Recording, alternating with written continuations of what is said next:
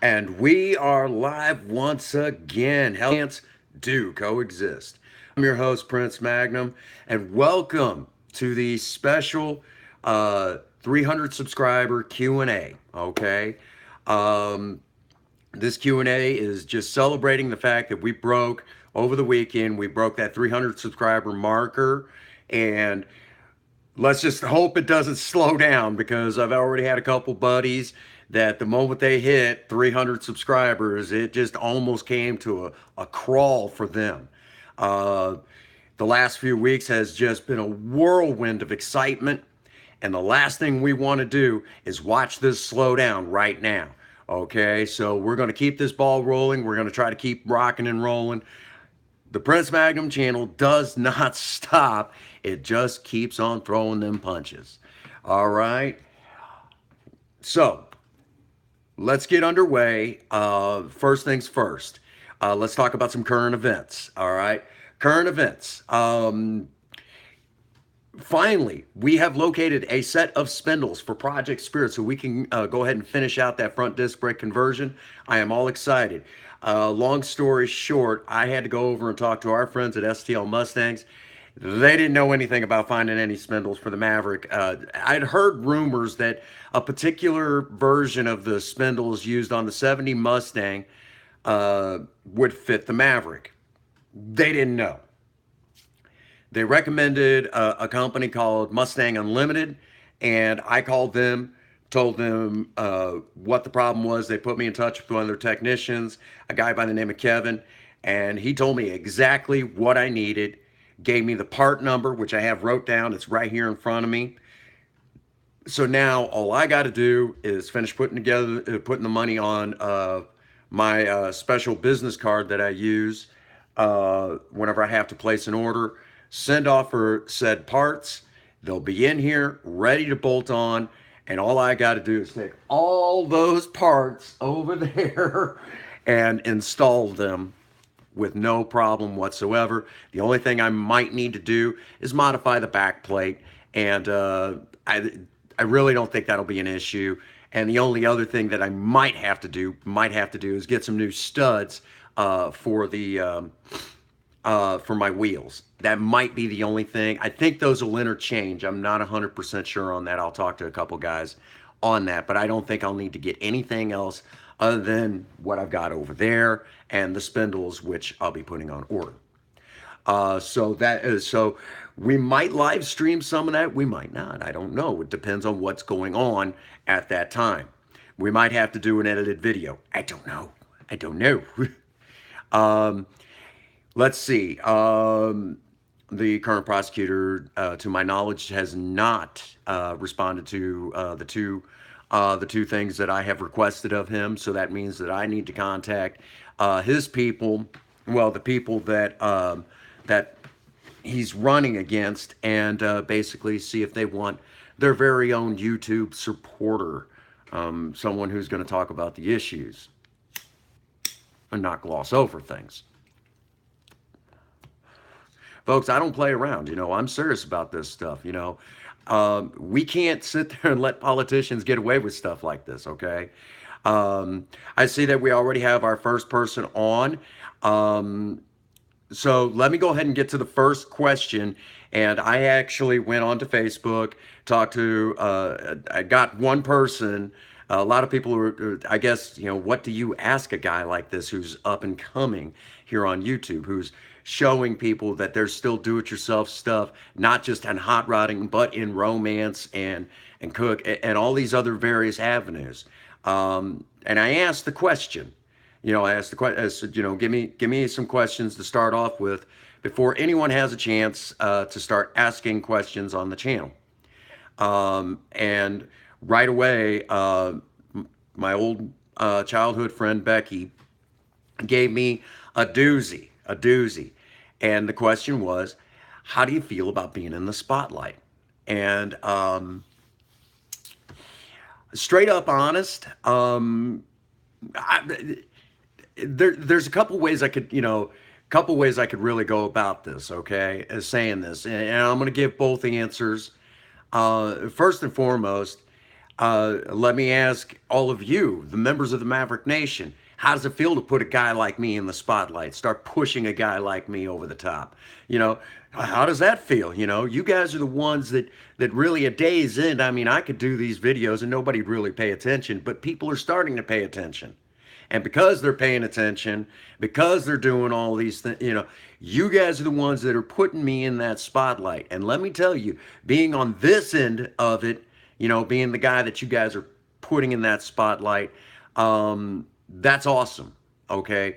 You know, for me, that is the testament.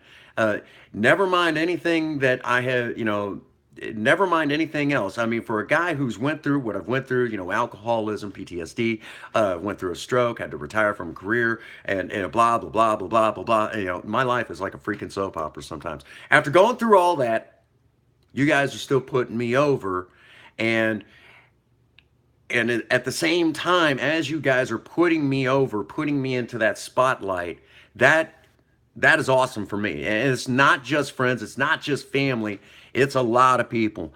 Thank you very much. Thank you. Thank you. Uh, you know, 300 subscribers for me is no joke. Okay. You got to start somewhere. And some people will say, well, 300, that's not that. You got to understand, this is kind of a grassroots movement, you know, on do it yourself, you know, on a do it yourself channel.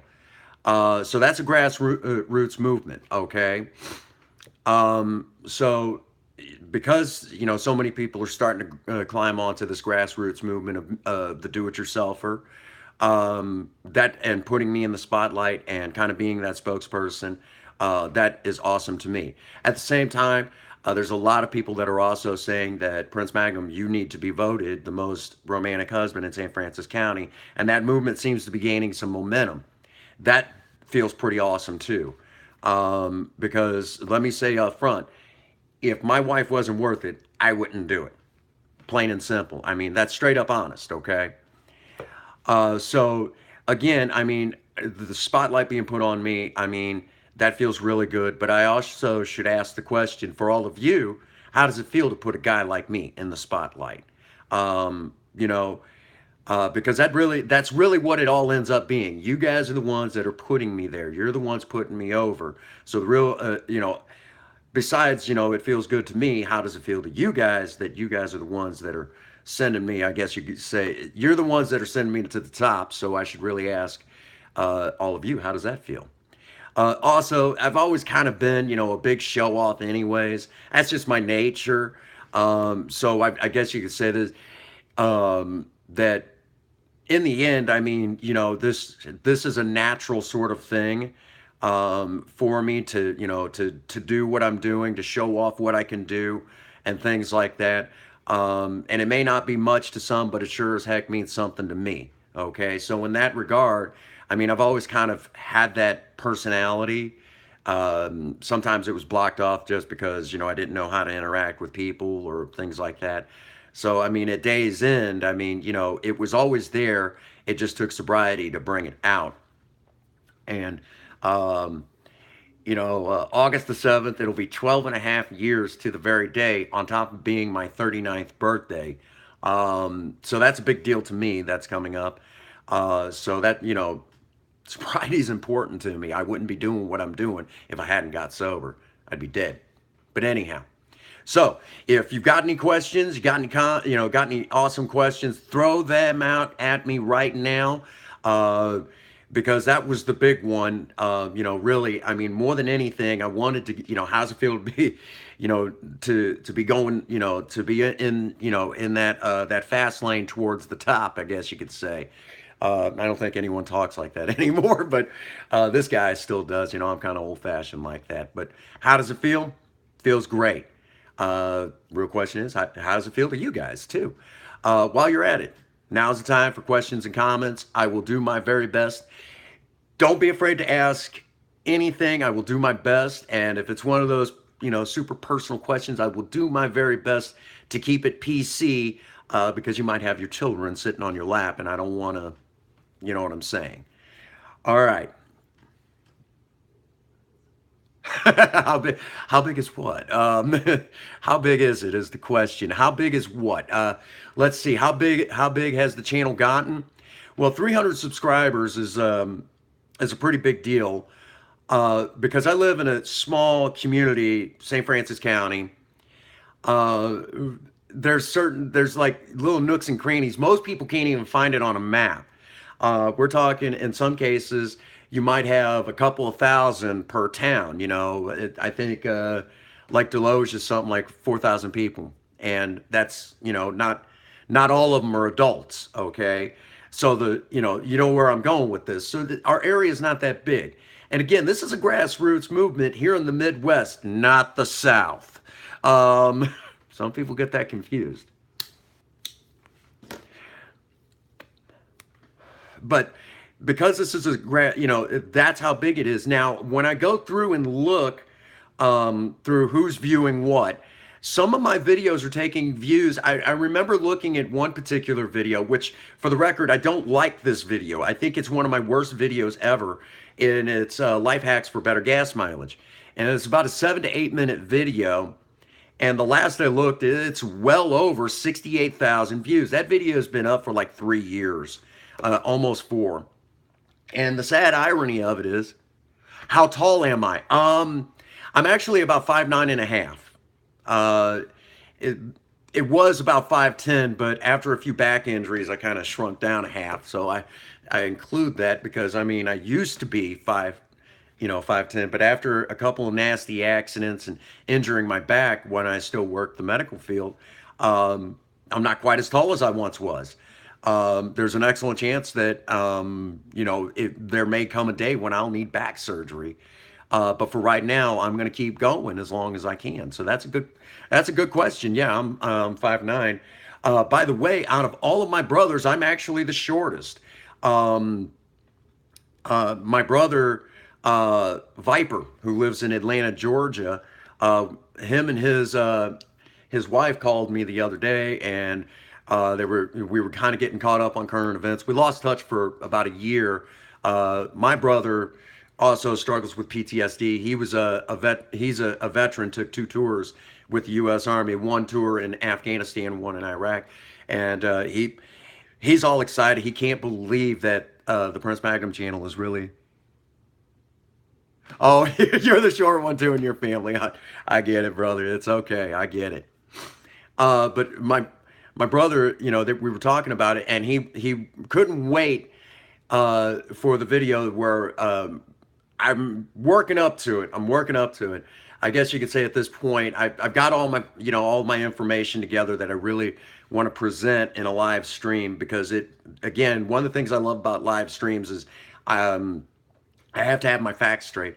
But he's looking forward to my video on what I think about the legalization of marijuana. And he gave me some inside info from down there and things like that.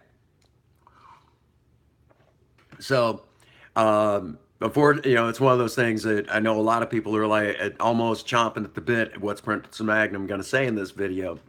Um, and honestly, I'm just going to speak like a medical professional because that's what I know. But anyhow, onward and upward. Basically, we got caught up, and him and his lovely wife, I guess you could say, Lady Viper, is or Princess Viper. If you go by how that all works, I guess it would be Princess Viper. Um, they're now pushing my channel, talking to friends, trying to get them to watch, and kind of pushing that whole thing down there in Atlanta. So now we're starting to, it seems like the Prince Magnum channel kind of grabs, particular spots in certain areas, which is kind of cool. So, but yeah, I'm the shortest of all my brothers. As a matter of fact, the youngest of my brothers, he's like 6'4". I mean, he's freaking giant. My family grows them big, but just for the record, if you ask any one of us brothers, we'll always say that we're the better look. You know, like I'll say I'm the better looking of the brothers, and then and it just goes like that. And you can't go ask our other halves because they're going to be biased. That's just the way it is. So it's one of those things that hopefully one day in the future I can get my brothers on video with me, and just kind of goofing off and having fun, because for the most part almost all of us brothers tinker with vehicles. Like my youngest brother, he's got this awesome looking 80s Chevy pickup, good looking blue pickup. Um, let's see, my third brother, he's got a nice looking Acura he's been working on for many years. He'll fix it up a little bit, then he has to take it off the road and things like that. And he just works really hard on it. That's not really my thing. Oh, okay. What's going on? Well, this is a Q&A. Um, Basically, we are celebrating the fact that I have made a grand total of 300 subscribers. And last I looked, it was 301. And we're kind of celebrating that. And to celebrate that, I'm in the hot seat. Basically, you get to ask questions, various questions, kind of challenge my knowledge. Obviously, be respectable, but personal questions are open, and I'll do my best to answer them. And if you have children sitting on your knee, I will do my very, very best.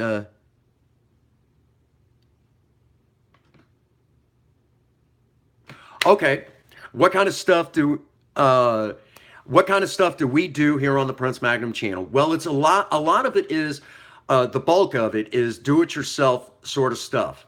The hot rodding stuff. A lot of it is old school stuff. With Project Spirit and with Project Lena, it's kind of taking some retro ideas and incorporating it into modern cars, kind of stylizing them with that the retro styling that I grew up with. See, I actually was a street racer and a hot rodder back in the late 90s, when a lot of the stuff that a lot of people popularized today with muscle cars and things like that, and the a lot of that I was doing, and that was already starting to fade into obscurity around the early 2000s. So the hot rodding aspect of that is very much focused on a lot of old school ideas that's kind of fallen to the wayside. So that's the real main focus of it, is trying to bring back some of that stuff that you guys missed out on. Like one of the things that I want to do is show you how to adjust the spark advance without using a timing light. And that's kind of something that when you tell people you still know how to do that stuff, they're like, wow, I didn't even know you could do that. Well, yeah, you could do that. You just got to have the ear for it. And I want to be able to show you guys how to do that. We've not gotten to that yet, but we're doing that. And showing you guys that, how to go out and look for different, how to fix up old cars, put them back on the road where you can still enjoy them. Tell you more, okay? Well, Project Spirit is kind of the quintessential car of the 1970s that was really focused on the gas crisis. Okay, now vehicles in those days, and I've talked about this regularly in the series Performance Not Included, which there's still a lot more I've got to do there. We just had to slow down because number one, I haven't uploaded any of my edited videos. So if I'm not uploading, there's no sense in making extra videos until I have done so, or otherwise I just backlog myself beyond belief. But that's been the main focus. Performance Not Included is really focused on the fact that cars of that time frame, they started handling better. They started getting cleaner. Actually, if anything, I think the 1970s gets a real bad rap. The truth of it is the cars were really getting great at that time. How many miles is on Project Spirit? We're coming up on 300,000 on her original engine that has never been rebuilt. Her engine's been apart, but that was from the previous family that had her. I bought her from the original family. It just kept passing on generation to generation. Um, Real quick, if you see any videos and you see the blue that's on her, that's robin egg blue is what we used to, and that was actually the color of what we called grandma's car. Yeah, we're both. That's the irony of it. Um, and Project Spirit, she was kind of that car that came out during that time. From the factory, her original inline six was only rated at 85 horses and like 100 and I think it was like 140 foot-pounds of torque. But her speedometer registers all the way up to 120. That doesn't add up, okay? So what gives? And the answer is because we started finding the solutions to making the cars put down serious power to the pavement in the 1970s without having to push a lot of power. In the 1960s, in order to hit those numbers, you had to be really putting out serious numbers under the hood. But by the 1970s, you didn't have to do that, and that's because of the gas crisis.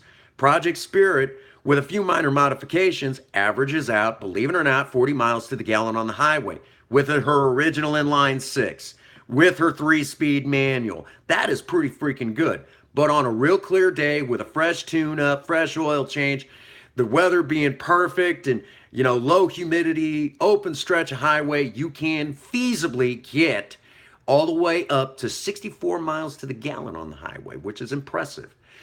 That's actually better than the hybrids, okay?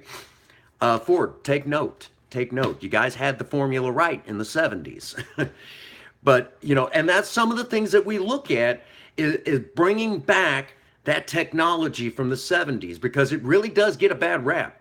By the way, in the 1980s, nobody really talks about this. Fuel injection was the thing. What do you think most of us hot rodders did when it came to fuel injection? We yanked the crap off and we slapped on carburetors because we knew better.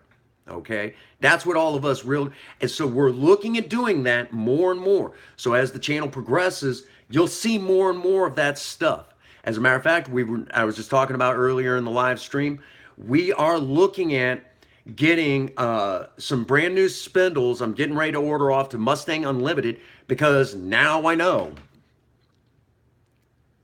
Why does the 70s stuff get a bad rap? Well, you got to understand, okay? There was a couple of things going on. Number one, the gas crisis.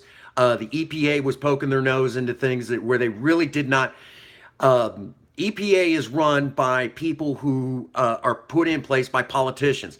Politicians are not the brightest when it comes to the automotive industry. They don't know anything, okay? On top of that, we had just lost the capabilities of using leaded fuel, okay? By the way, Project Spirit is actually during that time frame where you could use one or the other in her. You could actually get away with using leaded fuel, but we don't bother with all that. The other thing that was going on at that time is that the foreign cars were very fuel efficient at that time, and because of the gas crisis, the American car company was looking at dying out. Cars like Project Spirit was what saved the American car company. Again, Ford, take note. Maybe it's time to bring the Maverick back. But because we were losing what we already had, we no longer had the big numbers. Officially, the muscle car era ended in 1970, not 1980. It ended in 1970. The numbers started dropping off. So by this time, because the numbers weren't there, and we live in a society that is really focused on numbers. The number, the horsepower numbers, okay? Let me give you an example. In we'll take the 1970 Ford Mustang Mach 1 with its 429, okay, 429 Cobra Jet. If I remember the numbers correctly, it was rated at something like 425 horses. That is freaking phenomenal. And in some instances, I've heard of them getting top speeds up to 140 miles an hour. This thing was ridiculously fast. However, it was also ridiculously dangerous. And it was a gas hog. It passed everything but the gas station. The 1970 the 1970 Chevrolet Chevelle Super Sport 454 LS6, uh, again, top speed up around the 140s. This thing was ridiculously powerful. It had technology in it that we don't even think about today, like an electronic controlled solenoid that helped open up a special vent at the top of the cowl induction air scoop on top of the hood that allowed for more airflow to get into that engine to increase that, to give you a little bit more power when you open her up. Most people don't even think about that today. But again, these cars were very dangerous. If you if you didn't know what you were doing, and they were past everything but a gas station. Let's see another one, the 1970 Buick GS with the 455 stage 1, ridiculously, the big engines were there and the numbers were there. So when American car companies had to start kind of cleaning up their act due to EPA regulations. Hey, what's up, Charlie? When they start having to clear that stuff up and start looking at cleaning up their act and trying, a fine example, Project Spirit doesn't have an overflow for her radiator. If she gets a little hot and needs to expel some of her coolant to keep from blowing too much pressure building up in her radiator, she's got an overflow that just goes directly to the ground. That's to give you an idea how much we didn't care back then. So when car companies had to start cleaning up their act, the numbers started reflecting that too. So the 1970s gets a bad rap for that. Also, because the car companies were in a big hurry to get these cars to the American market to keep from their industries collapsing here in the US because of foreign interest. Quality control absolutely sucked. The joke I have about Project Spirit, and it's the joke that was really big in the 1970s, you checked the gas and you filled it up on oil. Her inline six, as wonderful it is, that engine is, as sad as it is, she leaks oil like a sieve, and there's not, it's not a blown head gasket, it's not a blown this, and none of that. It's just that they didn't do a very good job when it came to getting those deck surfaces right. So when it comes time to rebuild that original inline six, we're going to go ahead and have those surfaces redone, balanced, blueprinted, all that good stuff. So the numbers will actually, so even putting her back together stock, that original 6-cylinder will actually outperform what Ford intended in the 1970s.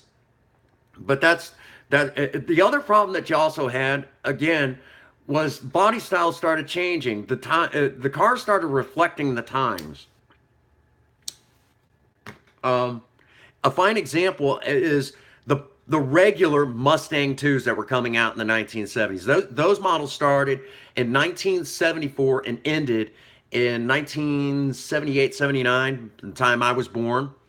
And that particular car was absolutely disgusting, unless you got it in the King Cobra package. Then it was a gorgeous looking ride.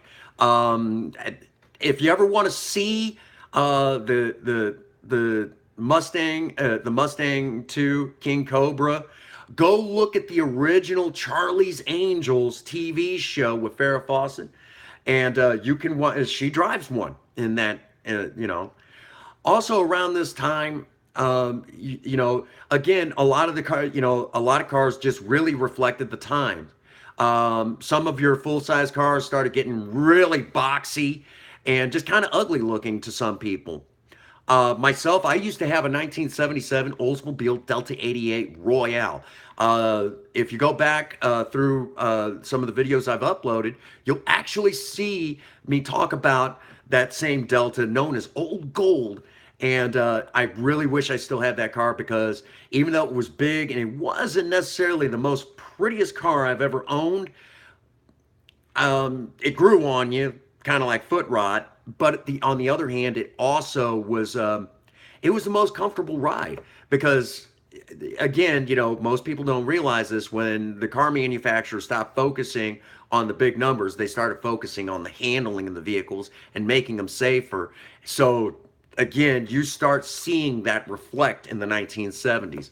That's why, but because the horsepower numbers weren't there from the factory, the 1970s gets a serious bad rap. By the way, history has a tendency to repeat itself. Um, in the 1970s, if you were a hot rodder, you were kind of looked down upon because your vehicle used a lot of gas, it was polluting, and people were starting to take note of the environment and things like that. We seen that again in the late 90s, early 2000s, and if it had not been for the movies, the Fast and Furious franchise, it is safe to say that hot rodding would have died out completely again, almost completely in this country. Quite possibly, it could have faded into obscurity. But if it had not been for those movies, Vin Diesel keep pushing those movies, guys. Keep young generations, thinking about turning wrenches on their cars. Now, to get back to the question that what else do we do here on the channel? What I like to call, the series Surviving Romance. If you are in a relationship, that series is definitely for you. A do-it-yourself guide for husbands, and I say husbands in a generic sense in this case, because it is a new age, and no matter how old I get, I'm going to have to change with the times a little bit here and there, especially being here on YouTube. So whatever the husband is in your relationship, whether it's a man and a man, a woman and a woman, or in some cases maybe it's a man man woman or a woman woman man. I don't care. I don't care if it's I don't care if it's man woman and their pet snake. I don't care. Whatever the husband is in your relationship, this is your do-it-yourself guide to keep that relationship alive and well. Because let's face facts. When you get into a marriage, there's there's millions and millions of tons of advice out there. And in most cases, it's not any good anymore. If you will, Surviving Romance is the guide that, if you will, is kind of that guide, that survival kit to keep for husbands to keep the relationship alive and well. And a lot of it is old school ideas, but brought up to modern times. Okay. And, let's face facts. When I first started getting into relationships and engagement and when I got married, they're really, in this day and age, most people are at a serious disadvantage because most relationships don't last that long. You say, if someone says, "Oh, I've been married for 5 years," everyone's like, "Wow, how did it last so long?" And it used to be, when I was still working nursing, we'll say in the early 2000s, if you asked a couple how they made 50 years. Okay, so you see where I'm going with this. We need to ask the questions, where are we going wrong? And with Surviving Romance, I believe that I have found that solution. So it's your do-it-yourself guide there, okay? And that's the focus behind that. Trying to get people, to, I guess you could say, trying to give them that guide. Well, thank you. Surviving Romance, also, most people don't know this. Oh, that's how you found the channel. That's awesome. And it's good that people find the channel through Surviving Romance, because I don't want it to just be about cars, okay? The car stuff is awesome. I love doing that, and I've been doing that since I was 16. And August the 7th, again, I'm going to be 39 years old, so I've been at this a long time. I did take a sabbatical where I wasn't working on them for 4 years, and it was the most miserable 4 years of my life. I hated every second of it. But Surviving Romance is what's bringing a lot more people than ever before to the channel. And that series, not only is it the survival guide for husbands, but it's also a dedication to my wife. You all hear me say it over and over again on that series. If she's worth it, you'll do it. Exactly. Need I say more? She's worth it. you know. And Princess Faye, she takes these spells where every now and again she has a serious case of the blues. Okay, some people like to call it depression nowadays. That's a more that should be something brought up by a psychiatrist. To me, and we won't get into all those terms, but most people can't, like myself, I can't afford insurance, and she can't either, and there's a lot of us out there that can't. And because of this, you can't get the medication. And surviving romance is kind of, when she starts feeling those, it's not necessarily going to take it all away, but it might just take a little bit of the edge off, reminding her that, she has an entire series where her husband basically says, I still love you, and this is me showing it. Because to me, actions speak louder than words. Okay? In today's society, I mean, we got a lot of people out there that kind of, well, they pretend that they talk a big game. And you'll see a lot of those posers even here on YouTube. They talk a big game, but really, when does it mean something? When rubber hits the pavement. Okay? So this is me saying actions speak louder than words, showing my love for my wife and showing it to the whole world how much I love my wife. So that's one of the other things behind surviving romance, is showing the whole world that I do love my wife. And then at the same time, giving you a guide so you can do the same. Okay? Because let me say this right now. Any husband I ever see that puts forth this, as much effort, or even just a quarter of the effort that you see on surviving romance, usually doesn't see divorce court. And I want, if there's one thing that you all will understand about me, is I want to deprive the politicians as much. I want to take away as much money as they can get from us as I possibly can, because I don't like, especially here in Missouri, I hate our politicians. Okay, so there's that. Okay. Wow, I can't believe 5. That's almost a record. I hope that answers that big question, because one of the other things that we also do, in your face, is usually dedicated to kind of exposing truths. Awesome. I'm glad you subbed. Real quick, while we're talking about surviving romance, one of the next ones that we're going to be doing is grilling hamburgers. Now, notice I said grilling, and I'm going to kind of, we'll go into more detail when we do this video, but we're going to grill some hamburgers and show how to make a sauce that is not, it's not something that you would typically get in a bottle directly from your grocery store. That usually starts with a B word. That if you get closer to the South, they get kind of fussy, because that's here in the Midwest, what we say is that B word when it comes to grilling is not what it actually is. So we'll talk more about that in an upcoming, but we're going to do that as a live stream, because again, when problems arise, you guys got to watch me try to fix those problems. And so you'll know how to do it too. One of the things I love about live stream is it forces me to be honest, and you all have to see me actually make things work. And I love that. I love that. Keeps me honest, Of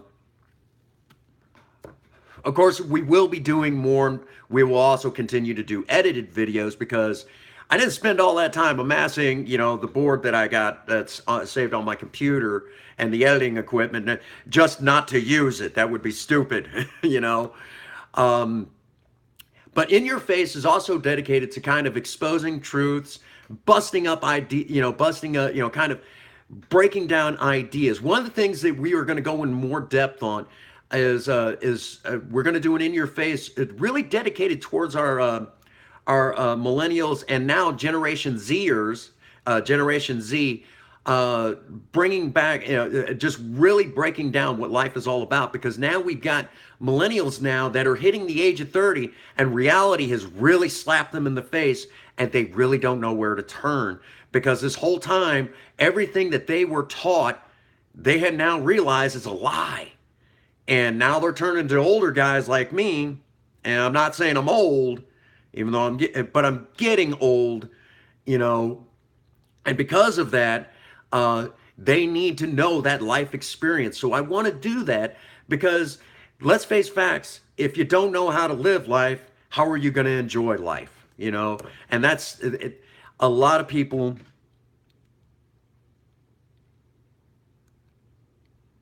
A full tour of Project Spirit. Well, we have done that, but I'll tell you what, we're going to do it again just for you. We are going to do a full tour of Project Spirit and kind of take you back in time and basically bring you up to speed. We might make it a whole hour of video time. Do you want that as a live stream? Just go ahead and give me a yay or a nay. If you'd like that as a live stream, we'll do that as a live stream. Because I love talking about Project Spirit. Now, remember, we also have Project Lena, who is a 2003 Pontiac Grand Am GT. And this is something that you'll typically find this day and age. Oh, you didn't know about Project Lena? Project Lena is, there are some people who are serious, diehard members of the Maverick Nation. And if you don't know who the Maverick Nation is, if you are a subscriber to the Prince Magnum channel, you're a member of the Maverick Nation. Okay? Anyone who is a subscribed, you would like it live. Awesome, awesome. Project Lena is Princess Faye's car that she customized, that she's working on. We're kind of doing it here and there, working on or getting, doing those sort of things that, again, bringing retro ideas into the modern time and applying it to a more modern car. Even though Project Lena is 14 years old, going on 15. And the objective behind that is because Project Spirit is kind of the car that a lot of people would love to have. Project Lena is the car that most people have.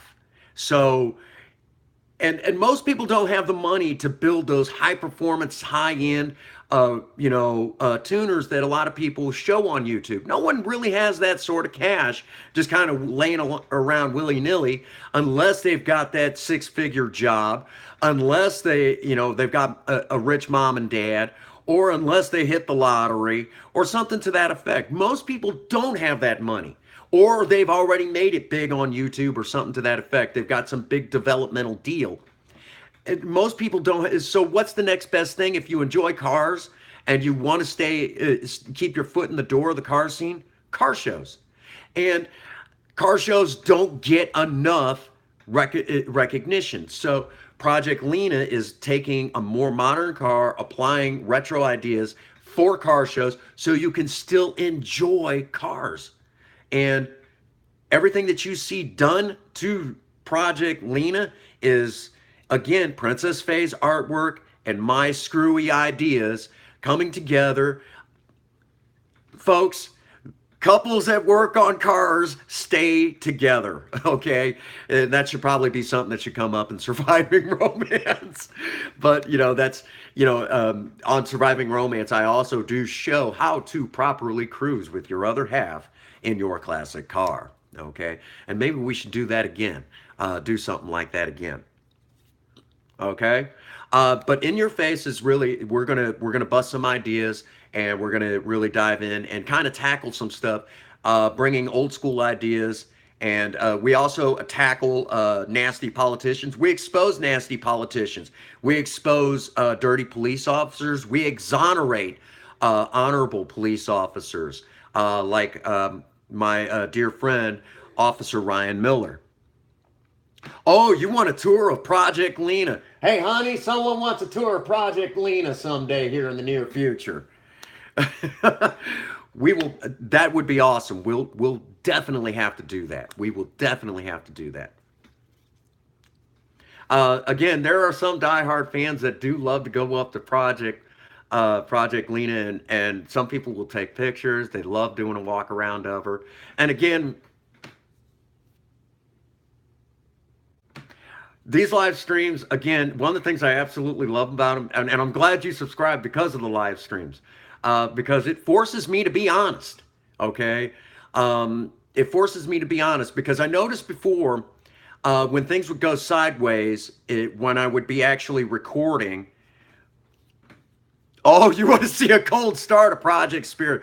Believe it or not, I actually have video footage where it's ice cold And she started up right away, and it was right after a fresh tune-up. Project Spirit doesn't have a choke on her carburetor. And I'll have to actually post that sometime here in the future. Because this last winter was rough. If you live in the Midwest, you know what I'm talking about. It was rough. I hadn't seen a winter like this in a good minute. I mean, it wasn't like what I remember when I was a kid, but it was still pretty rough. One of the things that we're also looking at doing is really focusing on a series that every now and again we dive into, and it's called A Look Into Our Past. We did the video. We did the video on the video game cabinet Polybius, which I really enjoyed doing. It gave me a chance to use sound effects from Star Trek, which I'm a huge Star Trek fan. Matter of fact, on Project Spirit's keychain, I actually have a Star Trek emblem. I'm a huge Star Trek fan. Love Star Trek. As a matter of fact, every now and again, I love binge watching Next Generation and obviously Star Trek Enterprise. Occasionally Deep Space Nine. It's not really one of my all-time favorites. And of course, every now and again, I can only watch so many of them at a time. I do like to watch the original series, you know, with William Shatner and Leonard Nimoy, and I still like watching that, you know, every now and again. You know, I've not watched Star Trek Discovery. I've heard so many bad things about it, and it's just like, please don't tell me. I just haven't prepared myself for what I'm not gonna like, you know. By the way, if you do like video game phone apps, I am currently playing and been playing for quite a while Star Trek Timelines. And I actually run my own fleet called Team Magnum. Surprise, surprise. And yeah, I mean, I have fun. Matter of fact, after the live stream, I'm probably going to jump on and play quite a bit of it because I enjoy, again, I love Star Trek. And I almost forgot where I was. Yeah, so we did the Polybius video, kind of exposing some of the old technology, computer technology, and even the original internet we talked about in that video. There's a lot of history in that video. One of the things that we're also going to look at is even talking about old video games and a lot of stuff from the 1980s in that series. A lot of things that I grew up with as a kid, even some of the old cartoons, because I know right now the 1980s is in vogue, and which is one of the reasons why I love getting away with wearing aviators again. I was in the 1980s. I loved wearing aviators. Thank you very much. I was a kid, never could, you know, I always kept losing them, but you know, typical kid. But yeah, that was in the you know, bringing back a lot of stuff from the 1980s. By the way, it seems like every generation, every 20 to 30 years, we rediscover a time, you know, a decade, you know, we rediscover things that were going on and enjoying things that came from a previous decade. By the way, in the 1980s, the 60s was back in vogue. That's why kids my age, you know, guys my age, in the 1980s, we were watching the Monkees TV show from the 1960s. That's why we were doing that. As a matter of fact, the Beach Boys were really big again in the 1980s. Who could forget their song Kokomo? Come on, you know, one of my all-time favorites. Thank you very much. You ever... I actually played the Atari. I actually played the Atari 2600.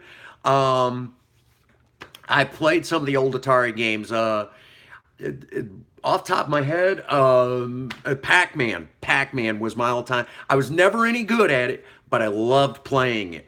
As a matter of fact, one of my favorite video game cabinets from the 1980s, and you see it being made as a reference in GTA Vice City. Pole Position, the strip club in Vice City, that's called the Pole Position. That was actually the name of a video game cabinet that was very popular in the 1980s. And it was a racing game, ironically enough. And it was one of my all-time favorites. Basically, you had this foot pedal that you push down, you had the steering wheel, and you had a high and low shifter. That was all you had. And it was a lot of fun to play. Oh, you found one. Oh my gosh. Restore that sucker and by golly, hang on to it, play it often. Because one of the problems with that cabinet was, and as the years go by, people would be playing it so hard they'd bang it around, and the steering wheel didn't work quite as well as it once did. So definitely fix that thing. And there's a lot of enthusiasts out there. I would definitely do that. I used to love, by the way, I used to love playing pinball. I still love playing pinball. And yes, I don't like the digital pinball stuff. I absolutely love the actual analog pinball game. Absolute, I'm telling you, there's nothing like it. Um, but for the NES, believe it or not, I actually, Princess Faye and I actually got our hands on this like little, it almost looks like an old Nintendo, but it's not. And it wasn't, it's kind of the knockoff brands that's supposed to have like 620 games, but it's just that X amount of them were repeated like 3 times. But we're going to actually review some of those old games, and yeah, I'm going to torture myself. Yeah, I love real pinball. I keep threatening if the Prince Magnum channel ever gets big enough, I want a Kiss pinball machine from the 1970s. Okay. Which, by the way, I actually own a copy of a PlayStation 1 Kiss pinball game. It's just not as much fun as the real one. I'm sorry. I still play it every now and again, but when I got, when I need to wind down and kind of think about what I'm going to do in one of the next videos, I'll actually go off and play video games, and it allows me to vegetate and think about what I'm going to do next in an upcoming stream or a video or whatever. Um, but we're going to actually look at in a look into our past, reviewing some old NES games, and maybe we might go talk to our friends over in Park Hills. They have a lot of old video game stuff. Might even see about picking up an Atari 2600 and maybe even reviewing some of those old games. I know I am not going to do ET. I'm sorry, it ain't going to happen. Never played it, and after seeing some of it, I'm not going to play it. That is wretched. Woo. I don't like torturing myself. Okay, thank you very much on that. Okay. Also, we have a series also called Sober Talk here on the Prince Magnum channel. If you've never, everybody knows somebody, and they're usually in their family. We all have alcoholics in our family, okay? I know in my family, if you shake my family tree hard enough, you're going to get hit in the head with an empty keg. That's just the way it is, okay? And on one side of my family, I come from a predominantly German family, okay? My great grandfather on my dad's side immigrated to this country in the 1800s directly from Germany. My great grandpa, one of the firstborn of an immigrant from Germany, served our country during the First World War. Of course, my grandfather served during the Second World War. Um, you know, so that's one side of my family. On the other side, of course, I come from a predominantly Latino or Mexican slash Native American family on that side. As a matter of fact, I still have family on the Pima Indian Reservation. And yes, I said Indian. It's perfectly okay because I come from a time frame where that was okay to say that.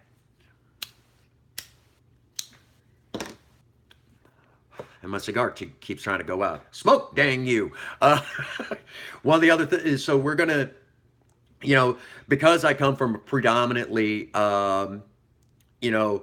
where I come from a family that has some drinking history, I ended up becoming an alcoholic. And we all have that in our family. Sober Talk is really focused towards people who have alcoholism or even drug addiction. And it's really focused on helping a person stay sober. Of course, it also is great for giving you the inside track on what your loved ones are experiencing. So if you yourself are not an alcoholic or an addict and have no idea what it's like, this is your way without having to go to an AA meeting or an NA meeting, one of those open meetings like that. You could sit in the privacy of your own home. Some people are still embarrassed by the fact that they have loved ones that suffer from this disease we know as addiction or alcoholism. There's really not much difference between the two, except I guess you could say uh, the chemical that we use to gain euphoria. Uh, it's really focused on, so you can get that inside track. And believe it or not, that one is becoming more and more popular as time goes on.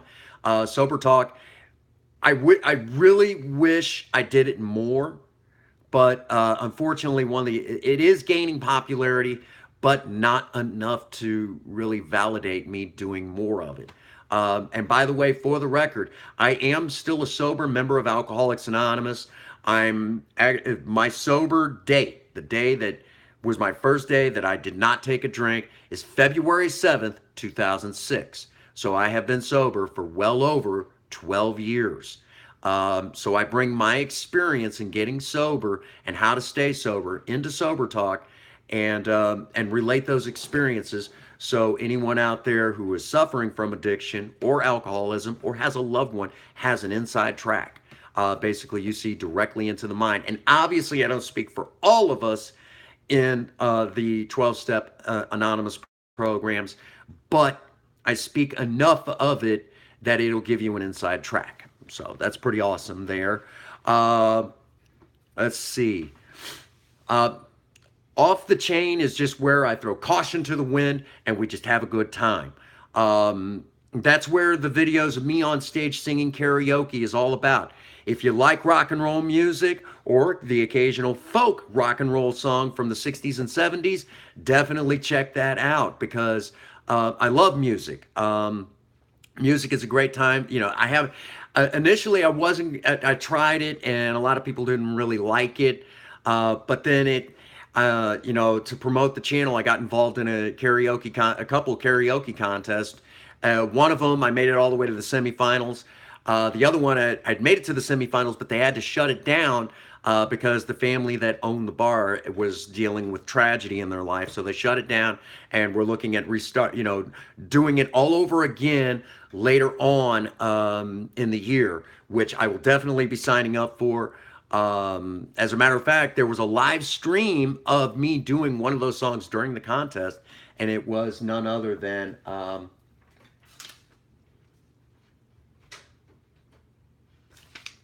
oh no, oh no. All right, I'll get to that in a minute, honey. Um, the uh,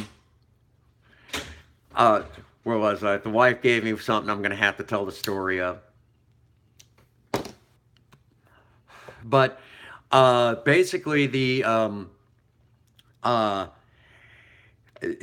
started this to kind of promote the YouTube channel, to get more people on board, to give me more exposure, which almost kind of cheapens my enjoyment of music. But at the same time, whatever it takes to get me out there so more people will get onto the do-it-yourself bandwagon, because that's something that's just fading into obscurity in our country.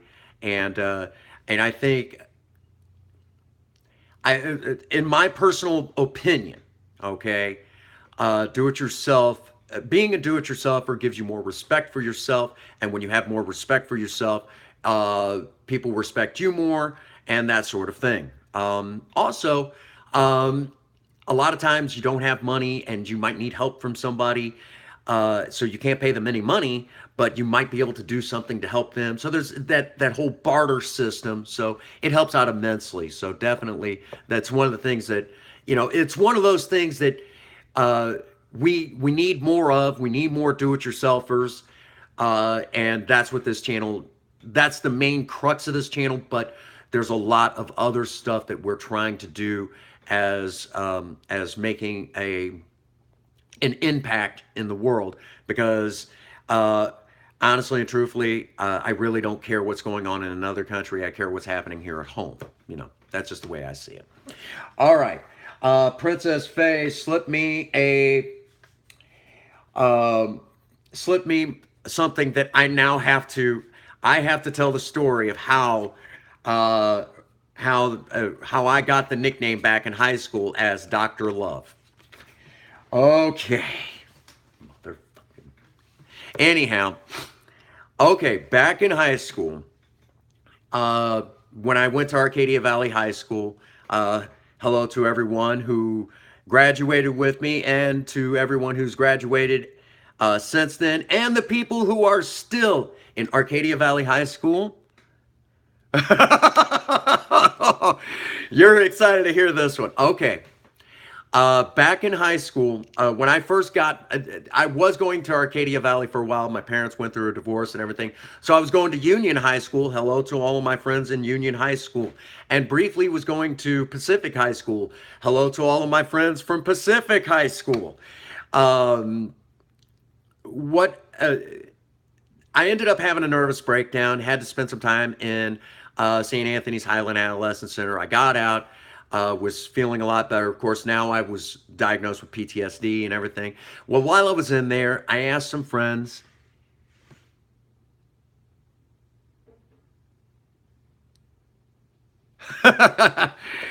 Thanks a lot, Bert. Putting that stuff up there. You put stuff like that up there, I'll burst into flames. Anyhow,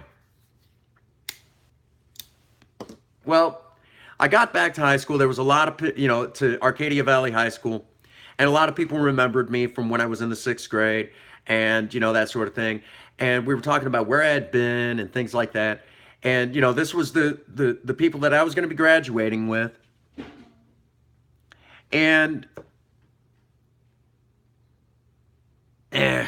anyhow, no offense, Bert. You know that the Bible stuff just doesn't do it for me. But anyhow, so here we are. We're, and I was showing them, I had this book from when I was in the hospital. People who put positive things in there. So if I ever started feeling low, and I have no idea what happened to this book, but people started putting stuff in there to help me kind of get through these really bad moments. And thankfully, that did carry me a long time, a long time.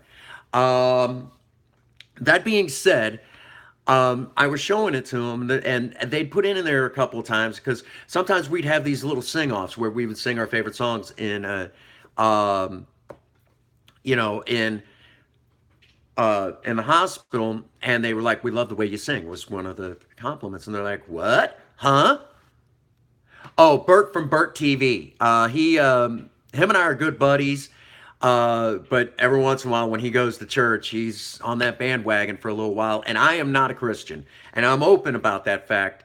Um, as a matter of fact, I'm being Native American.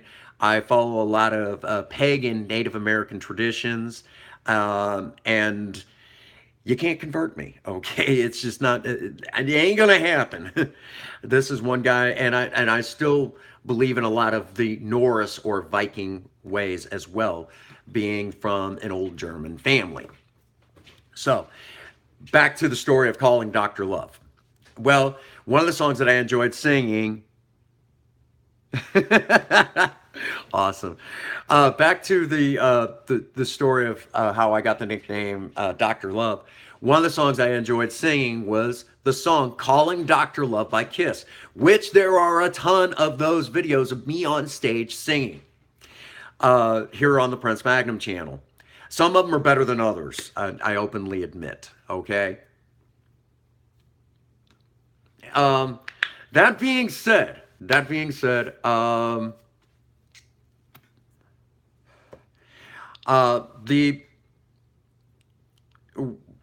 when my friends, from high school, some of my graduating class read that in that book that they were like, "We would love to hear it," and I'm like, "Oh shoot, oh shoot." Well, more or less, they wanted to hear a couple songs, so I sang a few of them. And as I was singing a few of them, more and more people started crowding around. And before I knew it, the entire cafeteria was watching this poor son of a gun who was scared out of his mind singing songs like Calling Dr. Love. Well, that was the one that stuck out to everybody. And it was the one that everyone really liked. And because I really got into it. And, so that's where it all went. Hang on a second, folks. My cat Taver is trying to get out, and he's all nervous. Here, go ahead, buddy. Sometime we'll have to get Taver back on camera. There's some old video here on the Prince Magnum channel when Taver was a kitten, and he doesn't get on camera with me as much as he once did. He just doesn't. He's kind of off to himself. And of course, everyone remembers our little black cat, Galaxy. Love her to pieces. Unreal little. Anyhow.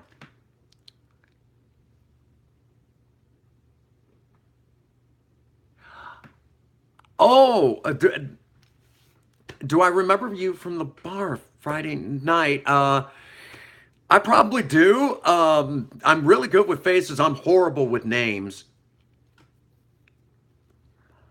But if you were there, you've seen me filming, and I had a great time. Had a great time on stage and everything. Uh, you know, for the record, the song "Calling Dr. Love."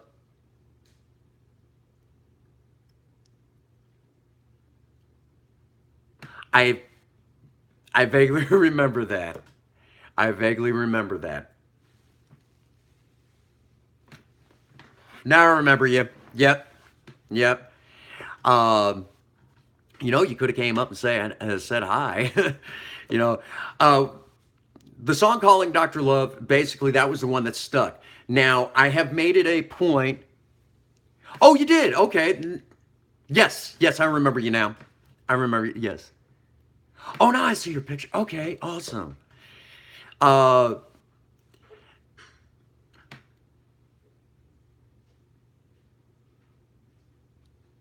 yep. Yep. Yeah. Um,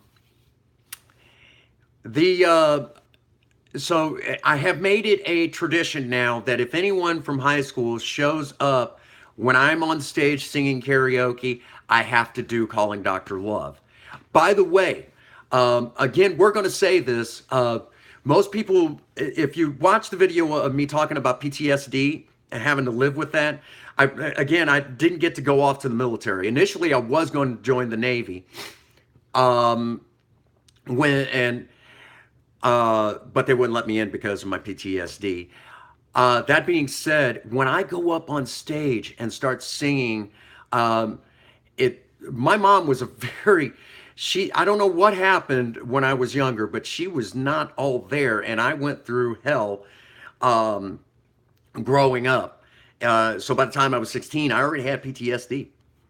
Um,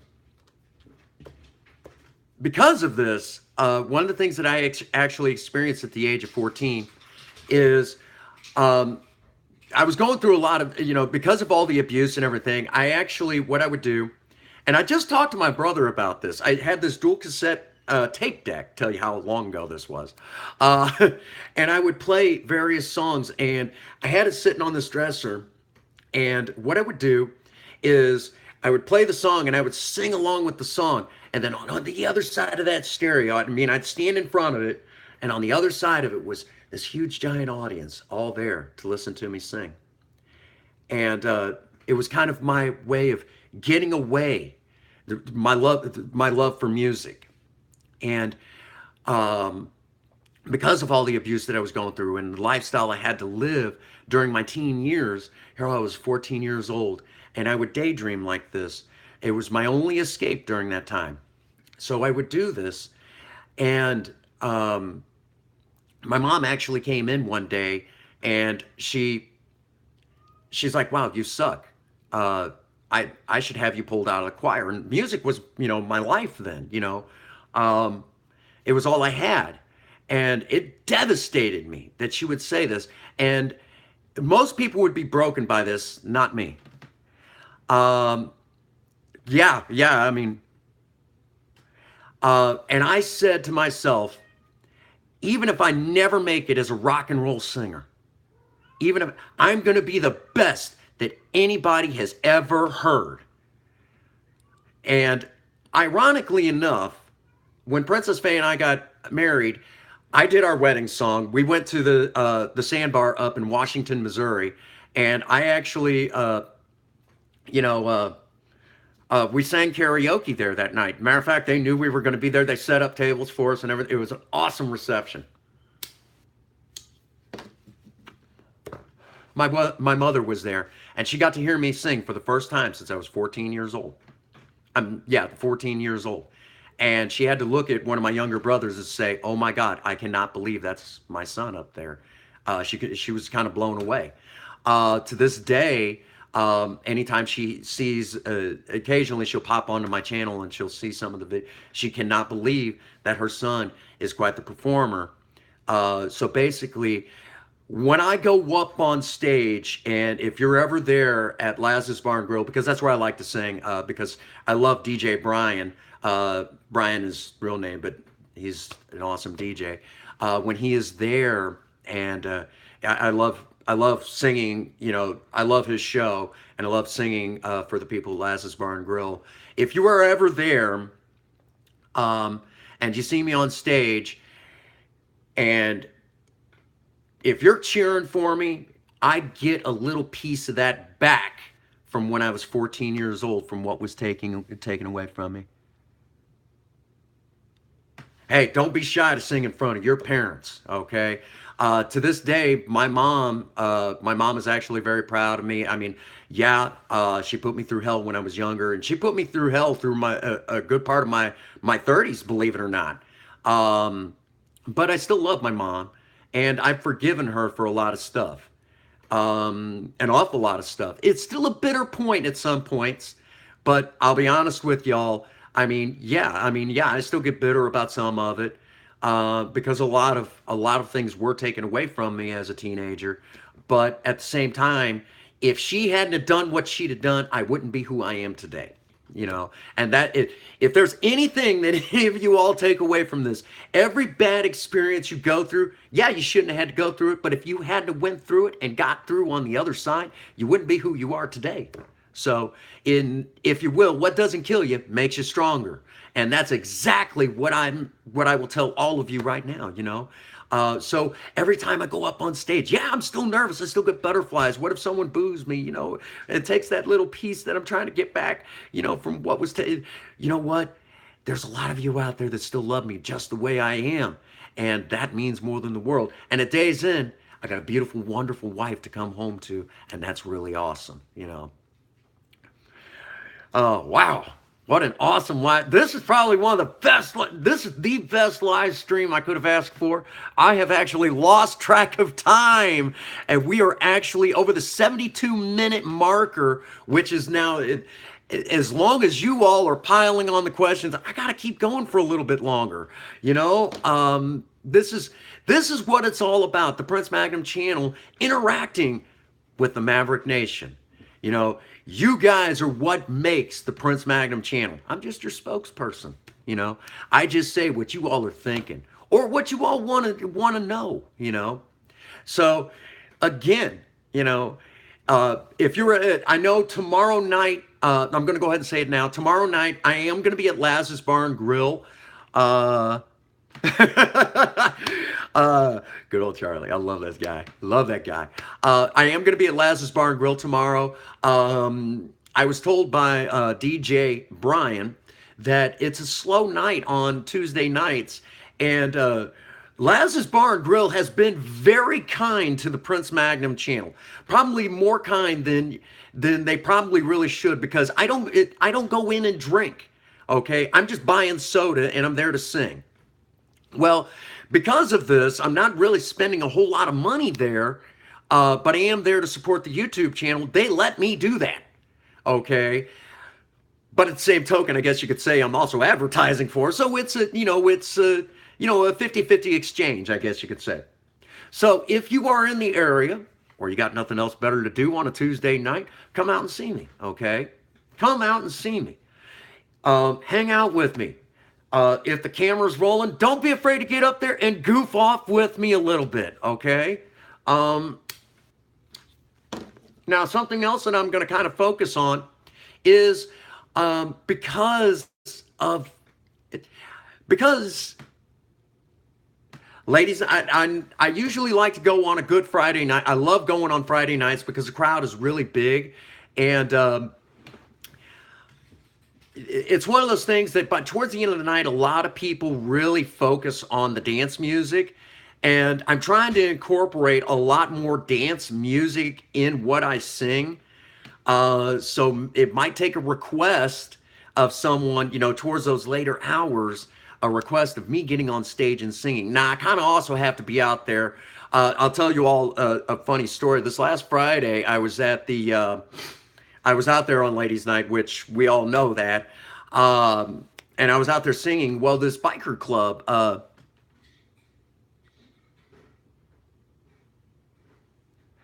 you know what? Um,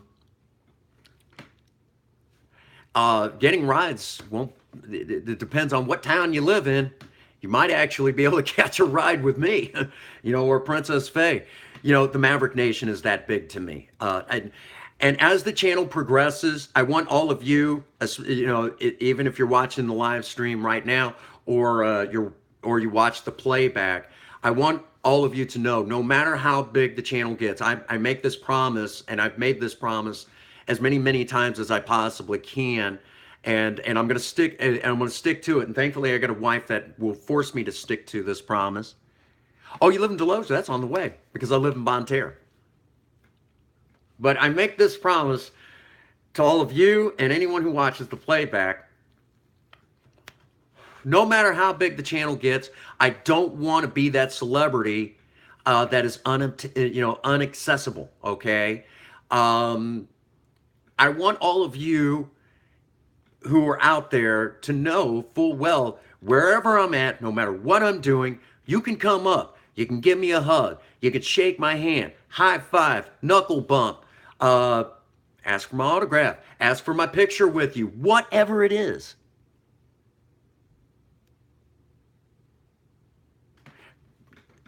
Don't be afraid. I mean, usually towards the end of the night, most people are too drunk to really even notice if you're good or not. And that's why I will oftentimes do experiment songs I'm trying out for the first time towards later in the night. That's a little secret from me to you. Because if I bomb it, well, they're not going to care. Yeah, absolutely.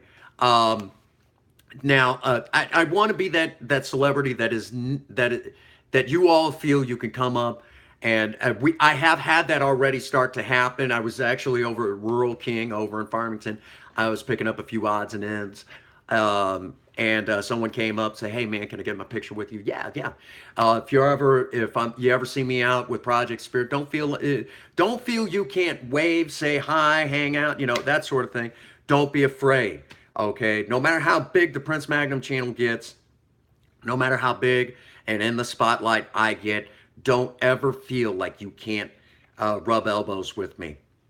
Because at day's end, it doesn't matter how big I get, doesn't matter how much money I make, I'm still a human being, and I still got to walk this earth with the rest of you. And the last time I checked, I don't walk on water, I don't glow with holy light. Despite the sun shining in through the window here, I don't glow with holy light and all that other stuff. I'm just a regular biped, just like the rest of you. So I should be treated as such, okay? And that being said, don't ever feel like you can't talk to me, rub elbows with me, hang out with me, whatever. If I wasn't an alcoholic, I'd have a drink with you. But we don't want me going down that road again. Woo! Horror stories to be told. I'm almost waiting for someone to ask that question. Tell us the story. Okay. What do I smoke? Actually, because I'm a heavy smoker, and which is not uncommon with old hot rodders. We're smokers, or we go through a lot of chewing tobacco. I smoke 38 Special menthol cigars. The reason why is if I smoke regular cigarettes, I will go through 2.5 packs of cigarettes a day. That is not a joke. And when I'm really stressed, it could be all the way up to 4. So I'm a very heavy smoker. Because of this, I found that the little cigars like this, they're cheap, because I actually buy these for like 97 cents a pack at Cheap Smokes over in Bonne Terre. How you doing, guys? No, I don't. Being in sobriety, I won't smoke marijuana, because in sobriety, if a doctor did not prescribe it, then it is a relapse. Or if it's not over the counter taken as the directions, it is a relapse. As a matter of fact, to safeguard, to tell you how serious about my sobriety I really am, um, I um, I actually will go so far as to not take the Robitussin DM, because overloads of that will create a euphoric effect similar to like methamphetamines or cocaine. As a matter of fact, there's some people who, if they can't afford one of those drugs, they'll go get Robitussin DM, and they'll drink heavy the whole bottle, and they call it Robotussin. Okay, not a joke. So I will actually go that far, which again, marijuana deserves its own video, its own live stream, because there's a lot of facts that are being swept under the rug that a lot of people don't take into consideration when it comes to that. Because of that, it does deserve its own in-your-face episode. But no, I don't. I don't smoke marijuana. I don't do. I'm very adamant about my sobriety. Um, as a matter of fact, I actually go so far I actually have a routine that I do when I'm for Alcoholics Anonymous, uh, using my sobriety coin, um, for my sleight of hand magic. Which, if you ever want to see, there's a couple of videos of me doing sleight of hand right here on YouTube. So you're welcome to watch those after the live stream. Be sure to check those out. Because one of the other things I do is I'm an amateur magician. Catch, yeah, that's a funny story. I had a stroke back in 2011 to get my left hand moving the way that it should, because I had retired from nursing. To get my left hand moving again like it should, so I can work in factories, I taught I started studying sleight of hand magic. So that was what got my left hand moving the way that it should. Unfortunately, I deal with tendonitis every now and again, and that is a sore subject. I wonder if anybody caught that. Wow. I cannot believe this live stream. This is awesome. This is awesome. What? Blah, blah. Wife's giving me grief. All right. Oh, wow. Okay. Let's see. I don't think anyone's got any really big questions for me. I think the wife's wanting me to pay attention to her.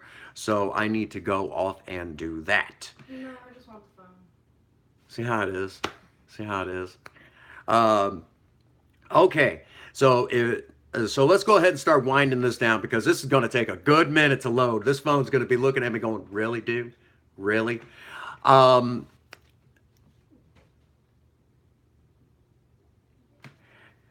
we will. We will have a wonderful day. And if you have a sweetheart, you better be having a good time with them. Um, this day and age, there's not enough focus on keeping the relationship alive and well. Um, Whoa, easy killer, easy killer. Um, let's see. Yeah. How do I do this politely and still answer that question? Um, What's the question? how big am I? Well, I can tell you exactly how to answer that. I was gonna tell him the old pickup line that I used to use, and just leave it at that. Leave them figure it out on their own. Ah, it's all right. It ain't nothing. Um, to answer that question as politely as I possibly can, the joke I used the old pickup line from when I was still drinking. Ah, the wife always has proper units of measure. That was one of the ladies' enjoy. Um, My answer is use your guys' imagination and leave it at that. There's a reason he's married and y'all aren't. Boy, she got in on that one in a hurry. I guess I should just go ahead and leave it at that then. We'll leave it at that, you know. Uh, the wife has spoken. All right. Let's see. All right. Up and coming. Up and coming. We are trying to get the time off. So the 4th of July, the Prince Magnum channel's presence has been. Yeah, she shot you down in a hurry, brother. Oh wow. Yeah, yeah. The wife, when the wife speaks, that's it, you know. Um, let's see. Up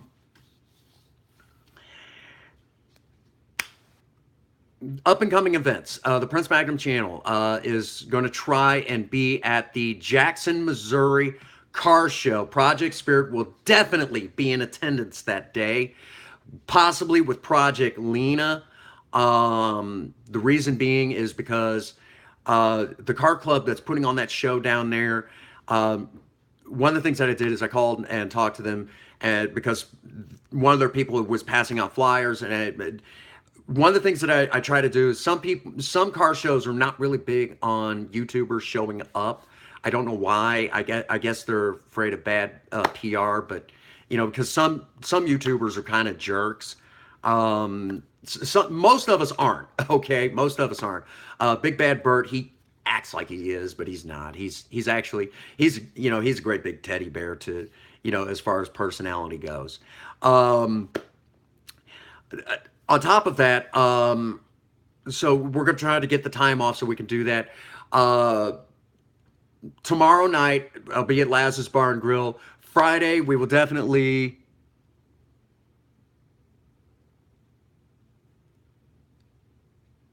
Who was the guy with the Friday night?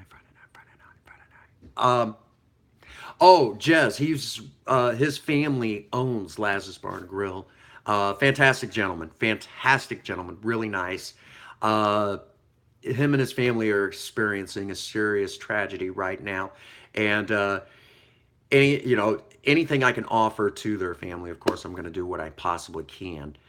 More than anything, there's nothing I could do or say to help them with that tragedy. But we're definitely going to be there tomorrow night, supporting obviously Party Pro and of course Laz's Bar and Grill and the Prince Magnum channel all at the same time, because I guess you could say obviously Party Pro and Laz's Bar and Grill are definitely working together, but the Prince Magnum channel, I guess you could say, is loosely affiliated with them. I say loosely because it's not official. Nothing's official. We will probably also be there Friday night again. Let's see. That's pretty much it right now for up and coming events. Yeah, that's pretty much it for up and coming events at the moment. Expect, I've got to get my button gear. We're down to the final editing parts of the process. The mini movie coming out soon. The mini movie documentary that's going to be released here on the Prince Magnum channel. About an hour to hour and 20-minute movie. Putting down the police department in Washington, Missouri, because of them, I had to deal with about 6 years of probation for a crime I didn't commit and had to be forced to plead guilty to that crime. So because of that, I'm going to expose them on that hardcore.